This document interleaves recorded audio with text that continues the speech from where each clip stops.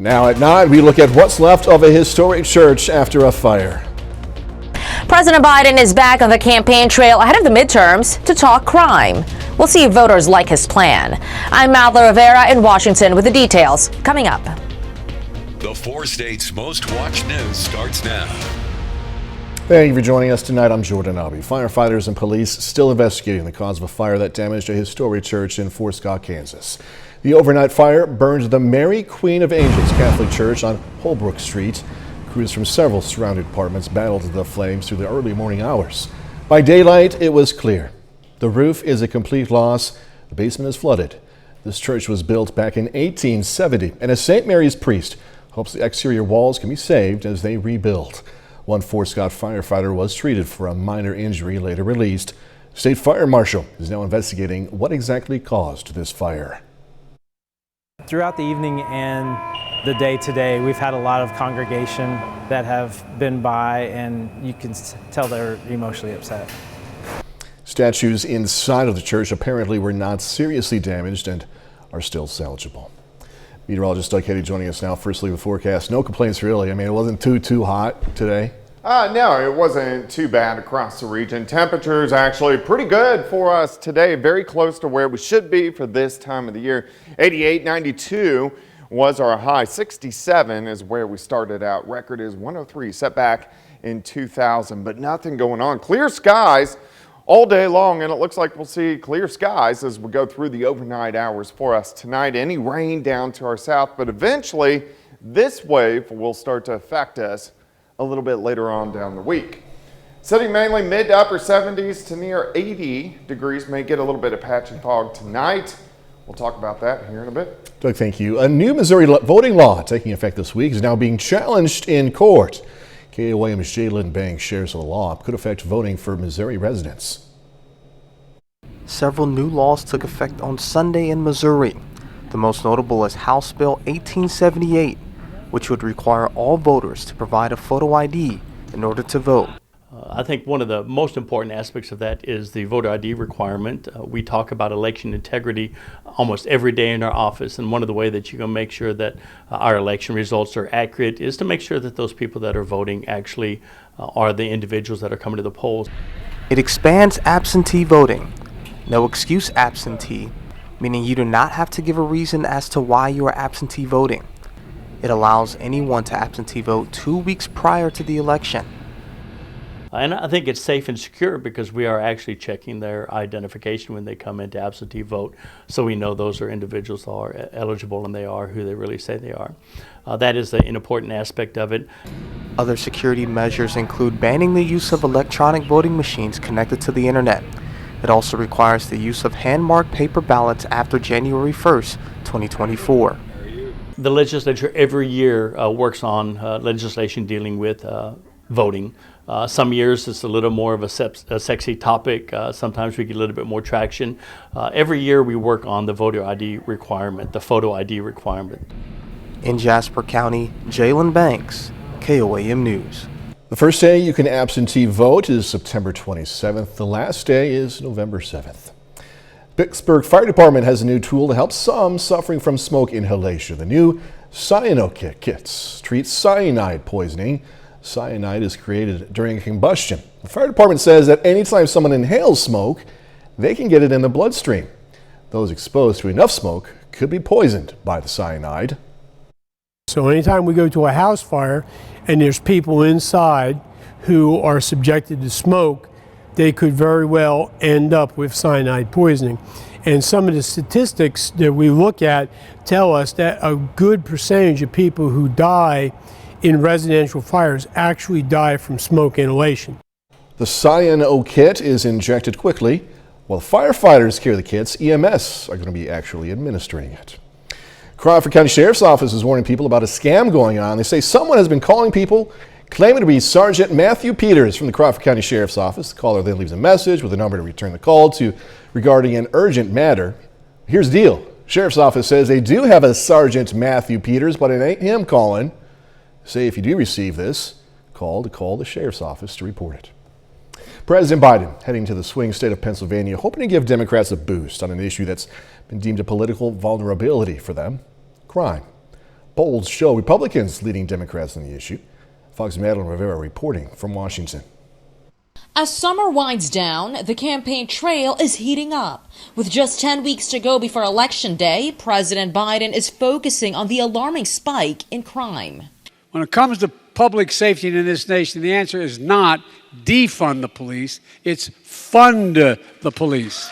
The president laid out his Safer America plan, a $37 billion proposal aimed at boosting law enforcement and reducing crime, which includes hiring and training 100,000 police officers over 5 years.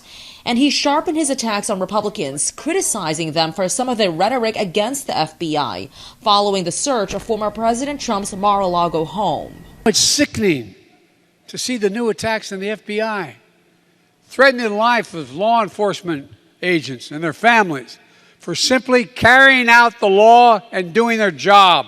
A Fox News poll shows 54% of voters see Republicans doing a better job on crime than Democrats. The American people know that the Democrat Party is the party of defund the police. Tuesday's speech is just one of 3 stops that the president is expected to make in Pennsylvania over the next week. The battleground state is holding competitive gubernatorial and Senate races, the latter crucial in deciding control of Congress in November. He needs Trump.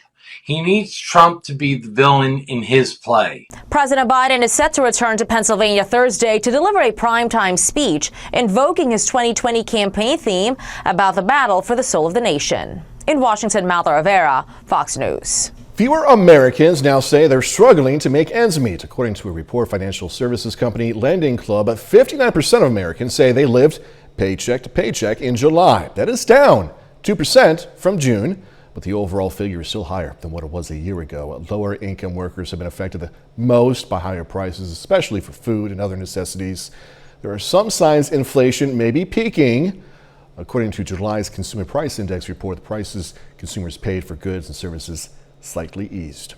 While former President Trump is beefing up his legal team, the Justice Department set to submit a lengthy argument outlining why the former president doesn't need an outside arbiter to review everything the FBI sees in its raid of Mar-a-Lago. Now it's up to a judge. Fox News correspondent Caroline Shively has these details from Washington. President Trump has a new lawyer. Former Florida Solicitor General Chris Kise joins the Trump team 3 weeks after the government's seizure of classified material at Mar-a-Lago.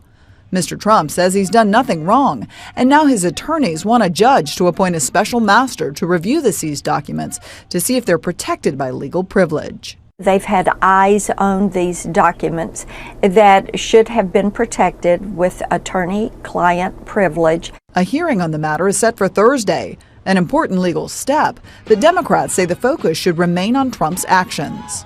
It doesn't take away from the underlying questions that we have about why all these classified documents were carted away, hundreds, including ones related to clandestine sources, and why Donald Trump didn't just return them when he was asked repeatedly. The FBI recovered 11 sets of classified records earlier this month at Mar-a-Lago and 184 documents with classified markings in a January search. What they did here may have been legal, but it was unprecedented, and I think they owe the country an explanation of why it was an appropriate thing to do. It's unclear if President Trump will ever be charged, but the DOJ is investigating potential violations of the Espionage Act. In Washington, Caroline Shively, Fox News. Former Soviet leader Mikhail Gorbachev has died. The ex-president and last leader of the Soviet Union was reportedly undergoing treatment at a hospital. His death was announced by Russian news agencies, but no further details were revealed.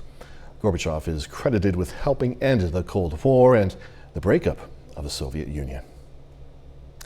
KOAM News at 9 on Fox 14 takes this time to honor another four-state hero. Rhett O'Neill has served in the U.S. Army. A native of Liberal, Missouri, O'Neill has been stationed in Iraq, also Afghanistan. We are proud to thank and salute Sergeant Rhett O'Neill. He's tonight's four-state hero.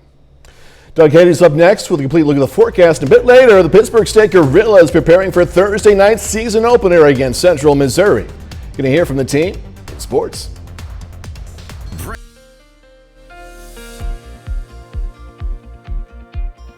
Well, it definitely turned out to be a nice Tuesday for us today. A little bit on the hot side. High temps into lower 90s during the afternoon, but clear skies, sunny skies all day long. We still have clear skies for us right now.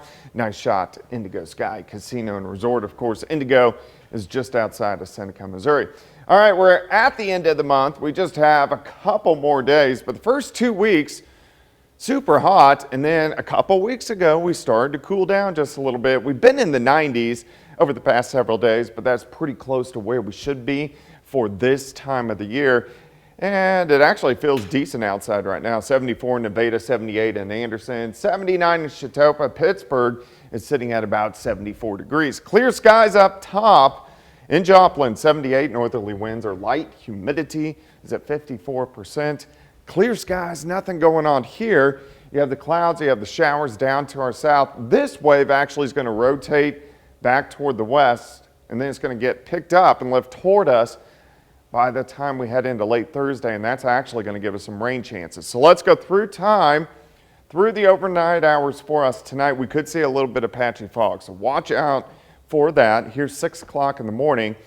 As we go through the morning hours, we warm through the 60s, 70s, most likely mid-80s by the noon hour. As we get into the afternoon, still pretty much clear skies. Temperatures are going to press about 91, 92 degrees. Very similar to what we saw today. 62 to start, so it's going to feel great. 86 by noon. High temp at 91. Still, those northerly winds are going to be light at about 5 to 10.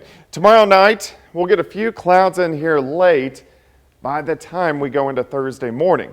As we get into Thursday afternoon, we have a wave to our south that could give us a few showers in here late Thursday evening, some scattered light showers, maybe a thunder shower or two. It's going to be pretty scattered, but at least we got the chances again late Thursday and then heading into Friday. It's a weak wave, slowly passing by, still giving us some showers late Friday. And then, of course, we head into Labor Day weekend, Saturday, Sunday, and Monday. Slight chances, at least, for some scattered thunderstorms on Saturday. But I really think most of Sunday into Monday looks pretty good. It's going to be hot. Temperatures are going to be right around 90 degrees.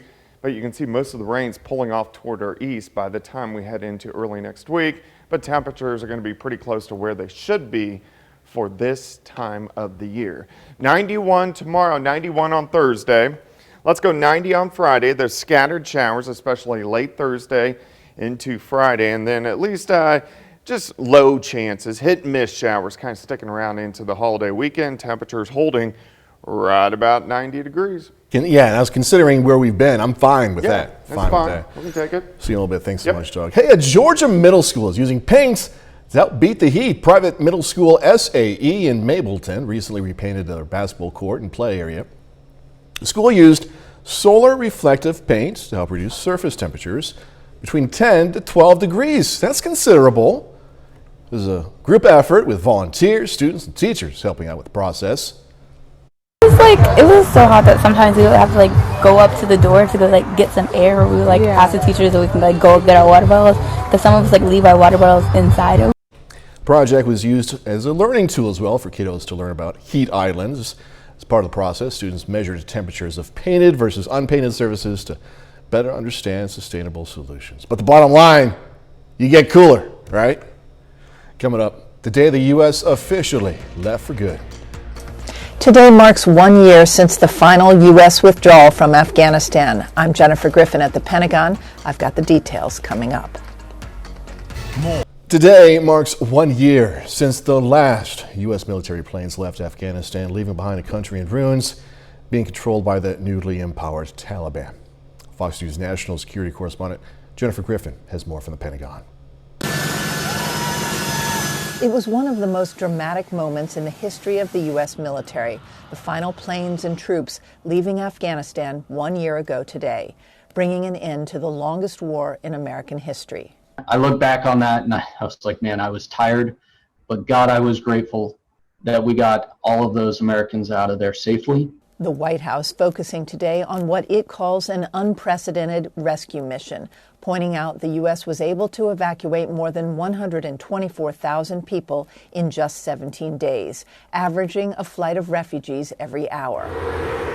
But critics tell a different story, highlighted by the loss of billions of dollars worth of military equipment and the deaths of 13 American service members during the chaotic rush to Kabul's international airport. If you can imagine my son at 23 holding a bullhorn, trying to keep order for hundreds and thousands of people coming through one gate.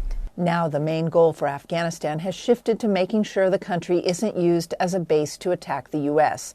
And with no American troop presence, it won't be easy. Defense Secretary Lloyd Austin writing in a statement, quote, "We know this work is not done. We must keep a relentless focus on counterterrorism." But some say it's too late, and terror groups like al-Qaeda are already gaining strength. We have the radical Islamists in the country thriving again, and that is not something anybody had in mind. More than 2,400 U.S. service members were killed during the war in Afghanistan. Tens of thousands were wounded. At the Pentagon, Jennifer Griffin, Fox News. Still ahead. The trick from a person who knows. A breast cancer survivor's ice helmet helping thousands of patients prevent hair loss during chemotherapy. I'm Jackie Ibanez. That much more straight ahead. Extremely cold temperatures could help reduce a cancer patient's risk of hair loss during chemotherapy. Fox News correspondent Jackie Ibanez takes a closer look at how one cancer survivor's makeshift ice helmet is doing just that. For many of us, our hair is part of our identity. And losing it, especially to cancer treatments, can cause people immense distress. But applying very cold temperatures to the scalp during chemotherapy is preventing some people from going bald. I want all the people to have the chance to not lose their hair just as I had. When Paula Estrada of Argentina was diagnosed with breast cancer back in 2009, she vowed to beat the disease without suffering hair loss. So she went to work, creating a helmet made of ice packets to wear during her rounds of chemo. And it was successful. It is based on the cold temperature that produces vasoconstriction. Vasoconstriction lowers the amount of drug that gets to the hair follicle, and that helps to stave off the hair. According to the Mayo Clinic, chemotherapy drugs are designed to attack fast-growing cancer cells, but they can also target other rapid-growing cells in a patient's body, including ones in their hair follicles. Because the ice method yielded results, Estrada's helmet caught on, and similar versions have already helped at least 60,000 cancer patients across multiple countries, including the U.S. and Mexico. To be effective, doctors say cooling helmets like Estrada's must be worn from the start of a person's first chemo session. The caps must also be at a temperature of -4 degrees and be swapped out every 30 minutes. Jackie Ibanez, Fox News. Next, going to meet Lucas, his new specialty shoes, and why he needs them. A penguin at the San Diego Zoo gets fitted for some specialty shoes. Lucas, the 4-year-old African penguin, is hobbling around in style. All thanks to his new orthopedic shoes. Shoes that are meant to help the animal cope with his chronic condition called bumblefoot. Wildlife care specialists at the San Diego Zoo worked with the organization Therapaw to make an orthopedic boot perfect for Lucas. Look at that. One of the zoo's veterinarians says that although the boots help, they're not a cure. So Lucas is going to have to wear them, some form of orthopedic shoes, for the rest of his life. So, but he's wearing them in style. I can't tell they're shoes. Go, Lucas. 30 more minutes news, weather, and sports coming away. Going to hear about some holistic ways to keep our doggos safe and comfortable throughout life.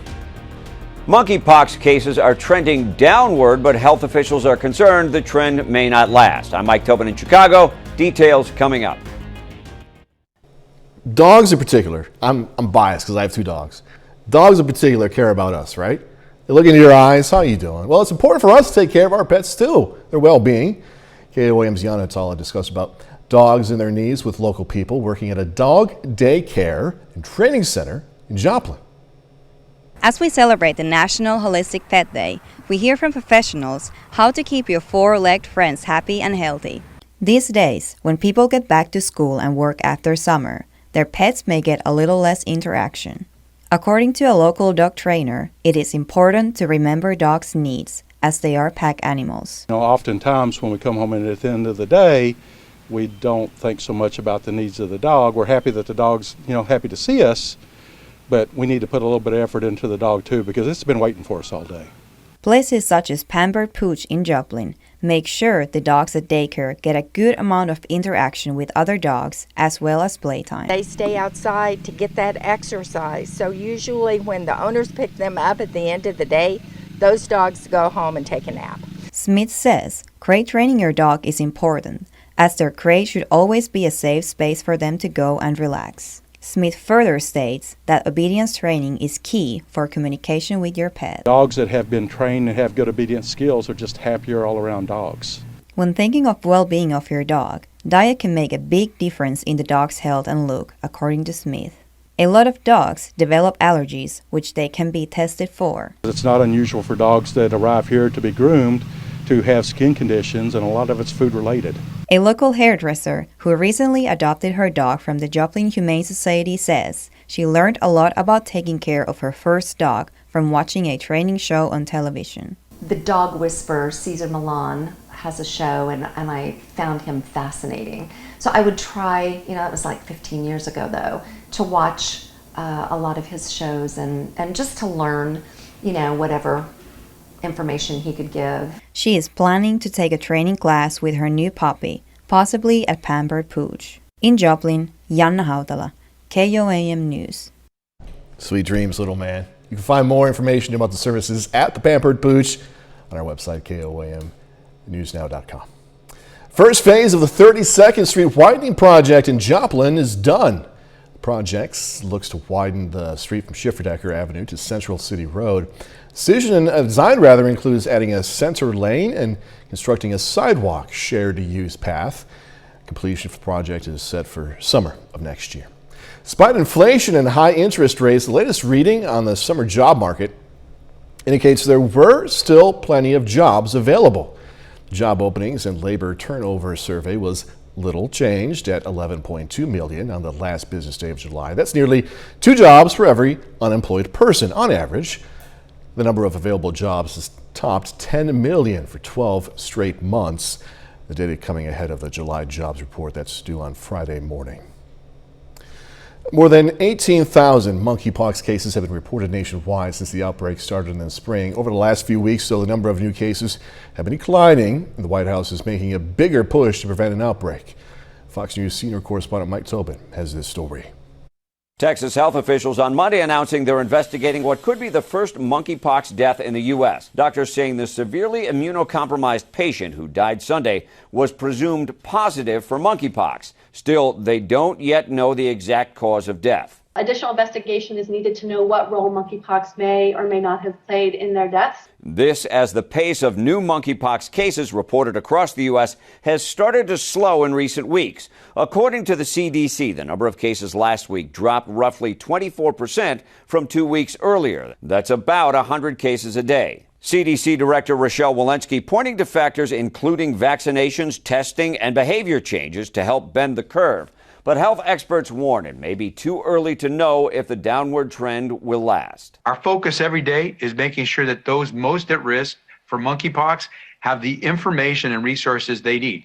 Vaccines, tests, treatment, to keep themselves and their loved ones safe. The White House monkeypox response team now making a stronger push to get vaccines, testing sites, and increased information to communities most at risk for contracting the virus, focusing their efforts on large LGBTQ+ events. Our latest effort involves working with state and local governments across the country to set up vaccination clinics at key upcoming festivals. The CDC is reporting 15 global monkeypox deaths. Health officials are waiting autopsy results on that person who died in the United States. That could take a number of weeks. In Chicago, Mike Tobin, Fox News. A bit later, remote work. It is threat to home ownership. Laptop landlords. I'm Jerry Willis with Fox Business. Coming up, I'll explain how the trend is impacting those looking to jump into the housing market. Bye.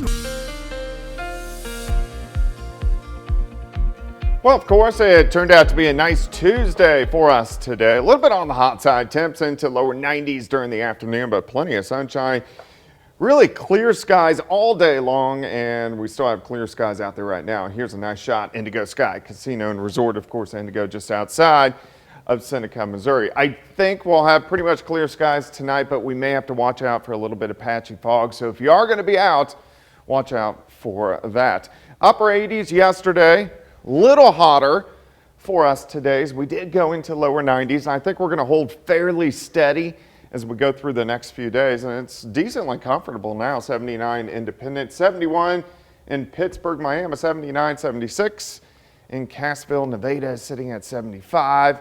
Clear skies. The color's gone on my camera, but clear skies across the region, and not too much is going on. It looks pretty good as we go through the overnight hours. In fact, not really any big storm systems. We have a weak wave to our south, and this is producing clouds and even a few showers and thunderstorms down to our south across parts of Texas. This is actually going to move farther off toward the west. You can see it's moving from east to west, and then it's going to get caught up and lift in late Thursday into Friday, and that will give us some clouds and also some chances for some showers, even a few thunderstorms. All right, let's go through time. I'm going to stop at 6 a.m. Temps are good. Lower 60s to start the day. Quick warm up through the 60s, 70s, mid 80s by noon. I think most of us will top out very similar to what we saw today, about 90 to about 92 degrees during the afternoon. 86 by noon, high of 91. Northerly winds are going to be light, 5 to 10. Now our western counties, you can see a little bit hotter, 92 Independence, 94 in Parsons, Nowata, up to about 94 degrees. Tomorrow night, still pretty much clear skies. We'll drop back, not quite as cool. We'll back down, 63, 64 degrees for a low. And then as we go into Thursday, we get southerly winds back, and here comes that wave.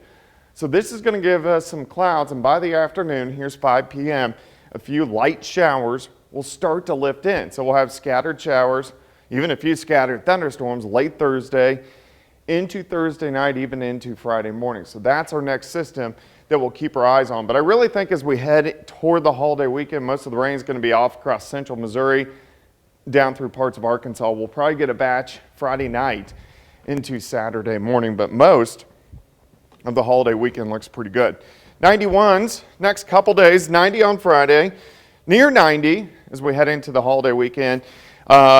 Most likely the best chance for rain Friday night into Saturday morning. You know, we're talking about how much we need rain here.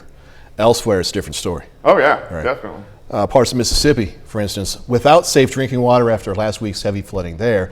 Torrential rain coming just weeks after storms left behind widespread devastation in Kentucky. Fox Weather's Robert Ray has more. We began preparing for a scenario where Jackson would be without running water for an extended period. Mississippi Governor Tate Reeves declaring a state of emergency Monday night after excessive rainfall leaves the town of Jackson without reliable drinking water. The storm dropped more than 10 inches of rain in 4 days. Flooding on the Pearl River severely damaged Jackson's main treatment plant and caused low water pressure throughout the city. State officials are working to distribute both drinking and non-drinking water to roughly 180,000 people. Governor Reeves says the emergency declaration will help them meet that challenge. If you have the personal resources to provide for yourself or your neighbors, we are asking Mississippians to please do so. Leave these resources for those who absolutely need them. Meanwhile, here in Neon, Kentucky, residents are beginning to move toward the rebuilding stage after last month's historic flooding. Further south, people are trying to find some sense of normalcy as the school year gets underway. Many students have been displaced. There's a lot of kids also that are living in tents right now that they don't have access to showers. Breathitt County High School's principal says the next few weeks will be a challenge. There's probably some social and emotional needs that may be met, because if those needs are not met, we're not going to be able to educate our kids. Kentucky Governor Andy Beshear estimates the rebuild here could take years. In Neon, Kentucky, Robert Ray, Fox Weather. Okay, coming up in sports. Getting here from the Pittsburgh State Gorillas as they prepare for Thursday's season opener. Plus, Joplin Eagles playing their softball home opener against McDonald County. Jacob Leonard has that and more next. We've got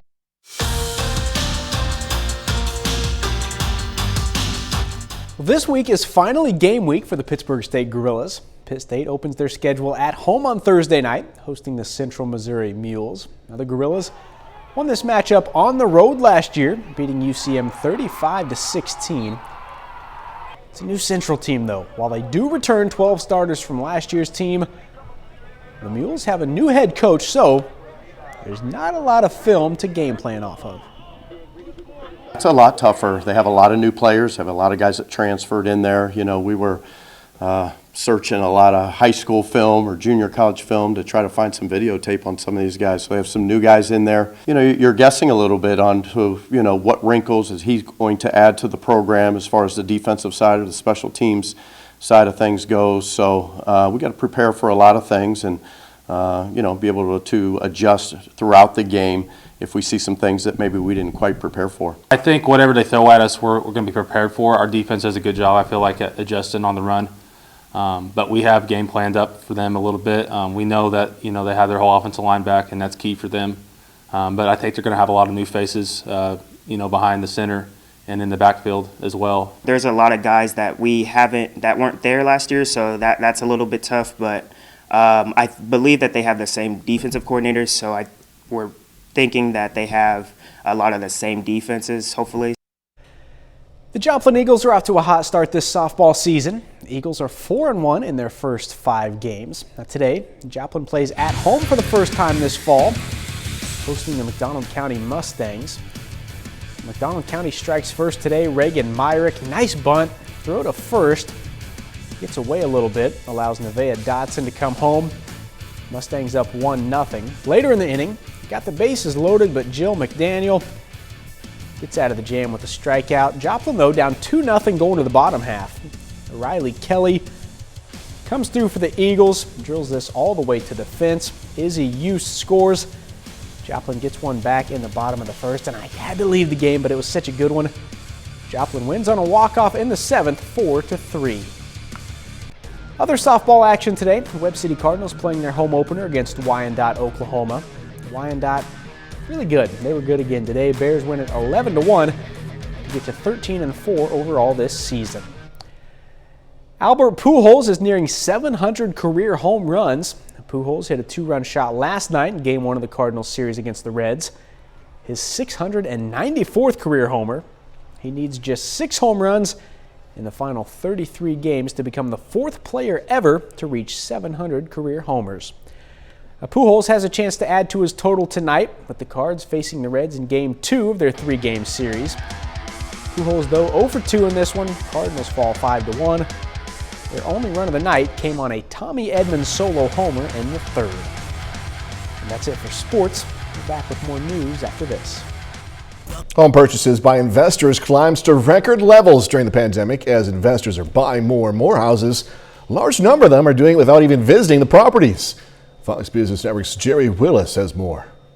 Call it the revenge of frustrated big city wannabe home buyers. More and more of them buying real estate in small markets with more affordable prices and then renting them out as investment properties. And they have a name: laptop landlords.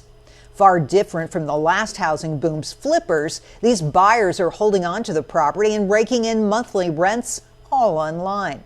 None of this would be possible without online marketplaces like Roofstock and Appreciate. These marketplaces serve up detailed reports on critical data like sales, crime rates, and local schools, and then connect buyers with financing or local managers who take care of the really tricky stuff like maintenance and leasing. People who might have been perhaps struggling to buy a home where they live, thinking, you know what, I've got enough money to buy a home in an Alabama or a Georgia or a Tennessee. I'm going to buy a home there, start building equity in an investment property, continue to rent where they're living with the idea of building equity and getting on this sort of home ownership bandwagon. We heard about the Wall Street pros who made a massive investment in residential real estate during the pandemic. This is the mom and pop equivalent, and they are flocking to the market. Investor purchases have now reached an all-time high of 28% of all single-family home sales in 2022, nearly a third. That's up 17% in 2019, according to data from CoreLogic. The big question, what happens to laptop landlords if residential real estate goes into a recession? Already, 21% of home sellers dropped their asking price in July, the highest share since 2012. And mortgage rates are surging above 5%, nearly twice as high as their levels in January. So there could be some rough waters ahead for folks who just got into the real estate market. In New York, Jerry Willis, Fox Business. Coming up, preview of some upcoming horror movies. All right, as the summer box office is wrapping up, we're looking ahead to the fall movie season, specifically much anticipated scary movies on the way. Here's a preview with Fox's Ashley Dvorkin. An exciting fall is in store for horror fans, from frightening franchises to brand new originals, including Barbarian with Bill Skarsgård. If Jaws was the movie that, made us not want to go into the water again, Barbarian is going to be the movie that makes us not want to rent an Airbnb. Smile terrifyingly turns that frown upside down. Doctor has a traumatizing experience, begins to see things that aren't there. Of course, other people that this is happening to wind up having a smile on their face and then dying a week later. A House of Darkness. Yeah, this is written and directed by Neil LaBute. It stars Kate Bosworth and Justin Long. Justin Long plays a guy who's going home with a girl. He thinks, hey, we're going to go up to this girl's private estate. It's going to be great. I'm going to get lucky tonight. Things go from sexy to sinister real fast. And it's time for Halloween Ends. Is it the final showdown between Laurie Strode and Michael Myers? What we know about this is that, yes, it is the final showdown between Jamie Lee Curtis's Laurie Strode and Michael Myers. Is it the final time that we see Michael Myers? Probably not. Is it ever the final time? Plus the prequel, Pearl. It's a prequel to a film that came out this year. Yeah. Mia Goth comes back. She stars as Pearl, who is a younger version of the killer character that we have in X. Olivia Wilde directs Don't Worry, Darling. Harry Styles and Florence Pugh play a couple seemingly living the perfect life in 1950s America suburbia, but there's something happening, and there's cracks all around them. What is happening? Are they really living where they think they're living? I don't want to be here. In Hollywood, Ashley Dvorkin, Fox News. Some messed up characters in those movies. Jeez, that's our time for tonight. Thanks so much for joining us. Gonna leave you tonight on a much happier note. More video of Lucas the Penguin showing off his new orthopedic shoes. He's going places now. Hey, be safe. Do this all again tomorrow. I'll see you then.